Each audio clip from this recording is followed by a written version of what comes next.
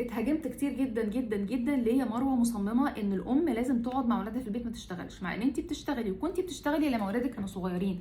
ليه النهارده ماسكه في النصيحه دي؟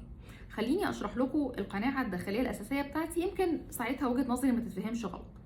اول حاجه عايزه اقول ان فكره ان الست والراجل يتحولوا الى اب وام دي مسؤوليه كبيره جدا جدا جدا، وتغيير جذري بيجي في الحياه لازم ياخد شكله وياخد وضعه ويلاقي نفسه بيرفلكت على بقيه انحاء الحياه.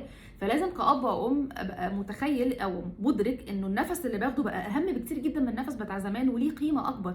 مهما كانت حياتي قبل كده كان ليها قيمه كبيره، النهارده حياتي ازدادت قيمه أهمية بسبب وجود الطفل ده. ليه؟ لأنه ربنا وهبني الطفل ده كائن لا حول له ولا قوة، بقى مصير بقائه في الحياة وصحته النفسية والجسدية والعقلية مقيدة باللي أنا بعمله معاه وباختياراتي اللي باخدها في حياتي الشخصية، بتؤثر بشكل مباشر جدا عليه. فبالتالي لازم التغيير ده ياخد حجمه وأدركه في عقلي بحجمه الحقيقي.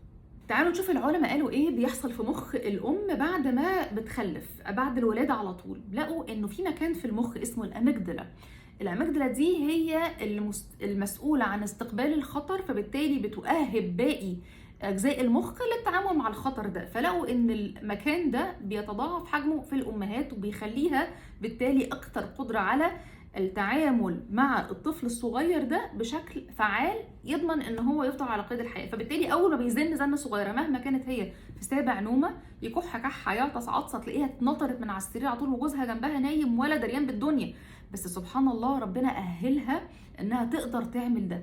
فبالتالي ربنا شايف انه للدرجه دي دور الام مهم جدا. فاحنا ازاي نبقى مصممين نمشي حياتنا قبل وبعد طفل زي ما هي، وتبقى الست متضايقه جدا ان انا حياتي اتشقلبت بسبب ولادي؟ لا، هو ده من دور الدور الراقي اللي ربنا اداهولك.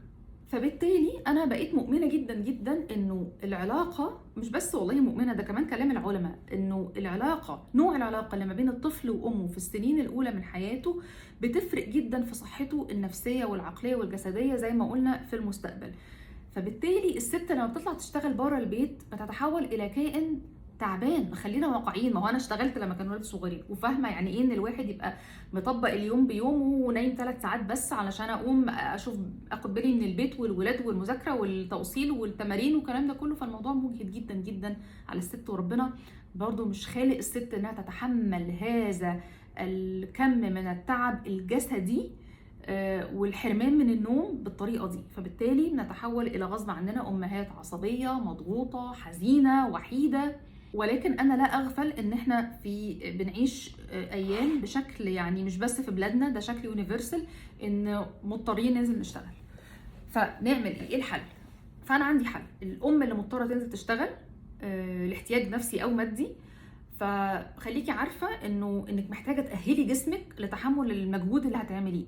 فتركزي قوي انك ما تضحيش بنومك ولا اكلك، نوعيه اكلك وفيتاميناتك وحلقات دعم. يعني تشوفي برضو حد يبقى بيساعدك، قادره تجيبي حد يساعدك في البيت، ماما قريبه، اختي بتساعدني، لازم تطلبي المساعده.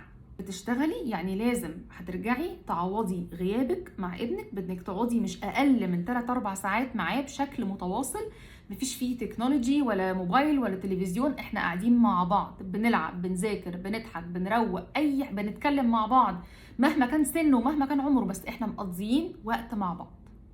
ولو ربنا كتب لك الرفاهيه ان انت ممكن تقعدي في البيت ما تشتغليش، يبقى برضو الوقت اللي انت قاعده في البيت مش بنقضيه على تي في او خارجه مع اصحابي، لا، اقعد مع اولادي.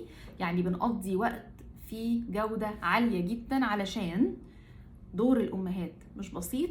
بسهوله انت اكتر حد بيأثر في نفسيه وعقل الولاد دي. يمكن بجيل جديد من الامهات اللي هيحاول يوازن الامومه مع حياته الشخصيه، نطلع جيل يودي الامه دي كلها في حته تانية.